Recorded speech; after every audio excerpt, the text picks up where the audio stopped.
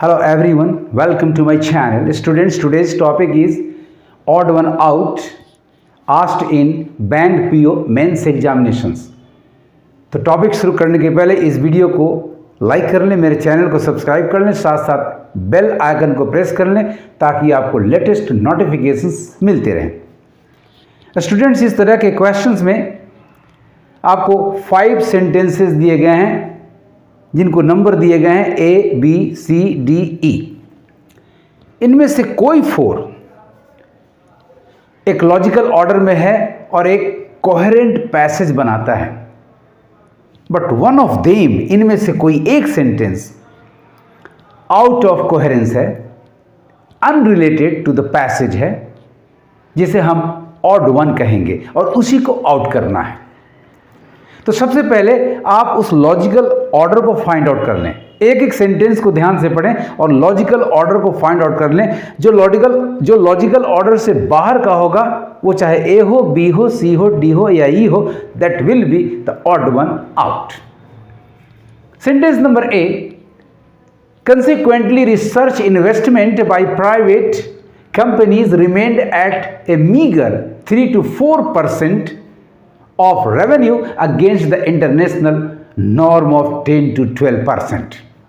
ये sentence investment के बारे में है। रिसर्च जो किया गया है उसके बारे में ये जानकारी दे रहा है। अब देखते हैं सेंटेंस नंबर बी को पढ़कर। 45 Indian seed companies got a licence to use the technology and participated in the explosion in the Indian cotton market. इस सेंटेंस को सेंटेंस नंबर ए से कोई लिंक नहीं बन रहा है। नंबर सी है, sadly the policies of the central and state government fail short of the required visionary approach. Sadly the policies of the central and state governments fail short of the required visionary approach. ये Indian seed companies के context से match कर रहा है, लेकिन ए से इसका कोई लिंक नहीं बन रहा है। Number D, the genetically modified seeds, इसका भी लिंक बन रहा है। सीड्स की बात ये कर रहा है। Technologically has disrupted the existing industry structure in India.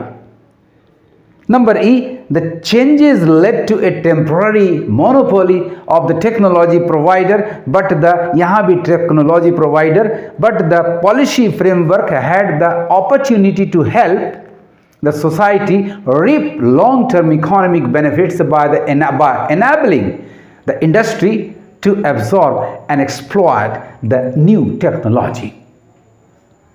आप सेंटेंस नंबर ए को किनारे कर दें। बी, सी, डी और ई को एक लॉजिकल ऑर्डर में सजा लेते हैं। तो गौर से देखिए, आपका पहला सेंटेंस बन रहा है number D, the genetically modified seeds technologically has disrupted the existing industry structure in India, यानी ये आपका नंबर 1 बन जा रहा है। तो डी आपका नंबर 1 हुआ।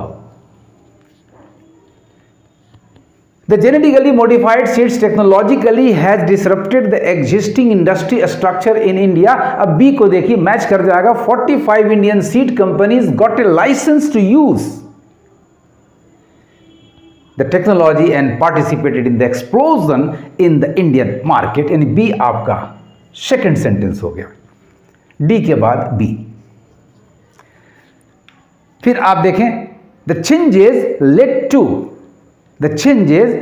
led to a temporary monopoly for the technology provider, but the policy framework had the opportunity to help the society reap long-term economic benefit by enabling the industry to absorb and exploit the new technology।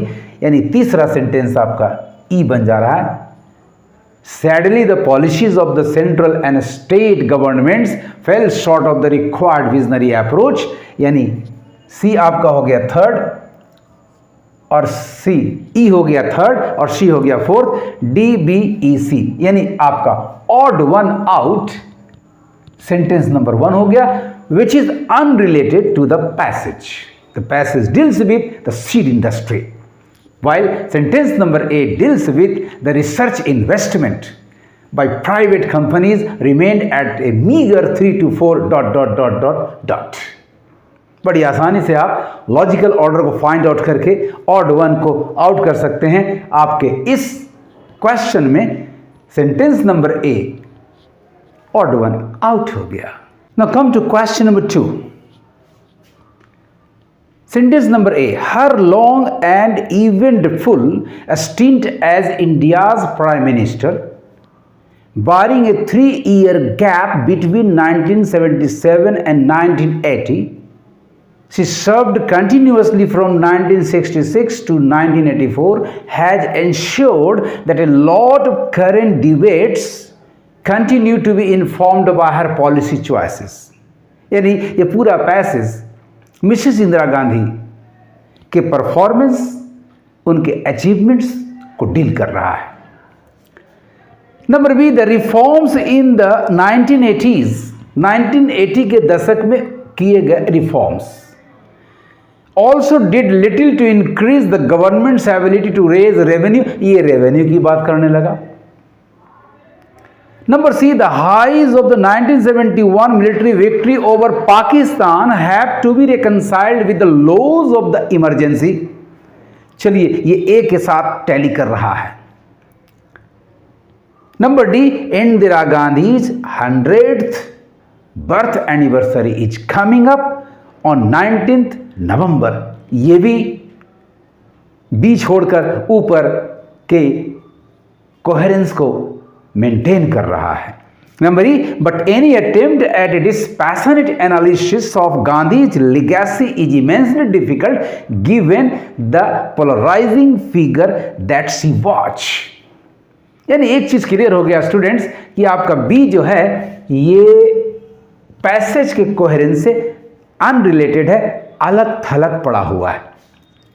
तो आइए find out कर लें हम लोग logical order को, sentence के logical order को।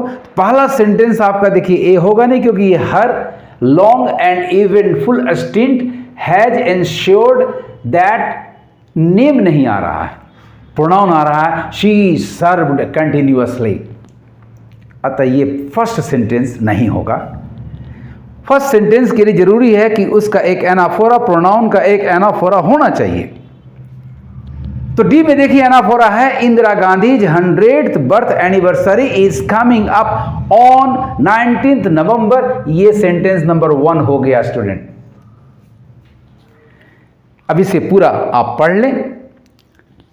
Indira Gandhi 100th birth anniversary is coming up on 19th November. अब देखिए ए से मैच कीजिए, हर long and eventful stint as India's prime minister barring a 3-year gap between 1977 and 1980, she served continuously from 1966 to 1984, has ensured that a lot of current debates continue to be informed by her policy choices।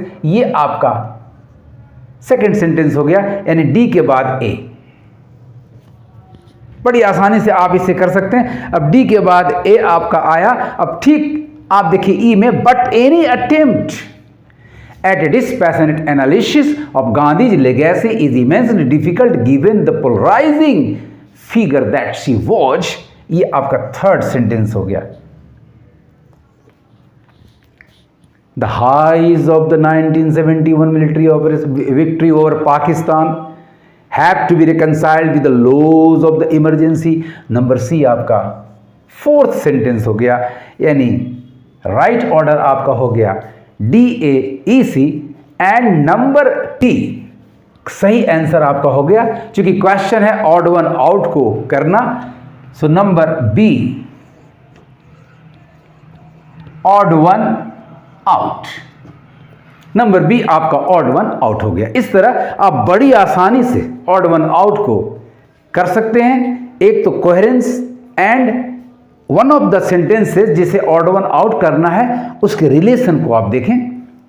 Logical order भी यदि आप find out कर लेते हैं तो उससे भी आप पकड़ सकते हैं कि which one of the 5 sentences is going to be odd one out. आपको मेरा ये वीडियो कैसा लगा कमेंट करेंगे और ज़्यादा से ज़्यादा शेयर करेंगे। Thank you for watching my video.